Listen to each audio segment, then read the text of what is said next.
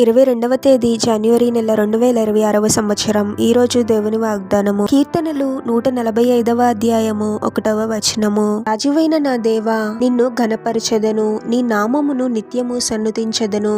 సహోదరి సహోదరులారా, ప్రభువు సృష్టికర్త, మనందరినీ సృష్టించిన దేవుడు ప్రభువు. ఈ లోకంలో ఉన్న ప్రతిదీ ప్రభువే సృష్టించాడు. ప్రభువు గొప్ప దేవుడు, అసాధ్యమైనది ఏదీ లేదు. ప్రభు యొక్క గొప్పతనాన్ని మనం గుర్తించి ఎల్లప్పుడూ మనము ప్రభువుని స్తుతించే వారముగా ఉండాలి. మన జీవితాలలో ఏదో మేలు జరిగినప్పుడు మాత్రమే కాదు, కానీ ప్రతి పరిస్థితిలోనూ ప్రతి సందర్భంలోనూ ప్రభువుని స్తుతించగలగాలి. మనం అనుకోవచ్చు, ఈ శ్రమతో నేనెంతో కృంగిపోతూ ఉన్నాను, ప్రభు నా ప్రార్థన ఆలకించడం లేదు, ఈ సమస్యను బట్టి నేను ప్రభువుని స్తుతించలేకపోతూ ఉన్నాను అని. మన సమస్య నుండి మనకు విడుదలను అనుగ్రహించడానికి ప్రభువునికి ఒక్క క్షణం చాలు. మనం అనుకున్న సమయం కన్నా ప్రభు నిర్ణయించిన సమయము ఎంతో శ్రేష్టమైనది అని మనం గ్రహించగలగాలి.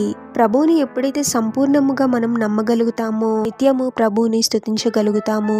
కేవలం స్తుతించడమే కాదు, కానీ ప్రభువుని గణపరచగలగాలి.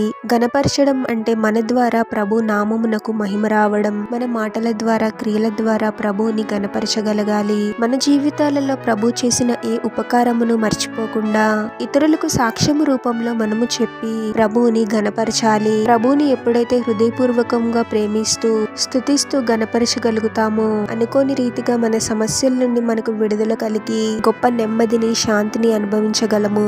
ప్రార్థన. పరిశుద్ధుడగు ప్రభువా, మీ పరిశుద్ధమైన నామమునకు తరతరములు యుగయుగములు మహిమ కలుగును గాక. మరొక నూతన దినంలోనికి మమ్మల్ని క్షేమంగా ప్రవేశింపచేసిన దేవా, మీకే స్తోత్రం తండ్రి. మా జీవితంలో ఏదైనా మేలు జరిగినప్పుడు లేదా ఆశీర్వదింపబడినప్పుడు మాత్రమే స్తుతించే వారముగా కాకుండా మిమ్మును బట్టి, మీ గొప్పతనాన్ని బట్టి ఎల్లప్పుడూ మిమ్మల్ని స్తుతించే వారముగా మేము ఉండాలి తండ్రి. మిమ్మల్ని హృదయపూర్వకముగా ప్రేమిస్తూ నిత్యము మిమ్మల్ని స్తుతించే కృపను మాకు అనుగ్రహించండి తండ్రి. మా మాటల ద్వారా, క్రియల ద్వారా, జీవన విధానము ద్వారా మిమ్మల్ని గణపరిచే వారముగా మేము ఉండాలి ప్రభువా. మా జీవితము మిమ్మల్ని మహిమపరిచే, గణపరిచే జీవితంగా ఉండేలాగున దీవించమని ఈ ప్రార్థనలో ఏకీభవిస్తున్న ప్రతి ఒక్కరిని పేరు పేరున దీవించి ఆశీర్వదించి అభిషేకించమని, వారు చేసే ప్రతి పనిలో మీరే వారికి తోడుగా ఉండి వారిని అన్ని కీడుల నుండి, అపాయముల నుండి మీరే వారిని రక్షించమని ఈ మా మనవులన్నీ యేసుక్రీస్తు వారి పరిశుద్ధ నామంలో అడిగి వేడుకొనిచున్నాము తండ్రి. ఆమెన్.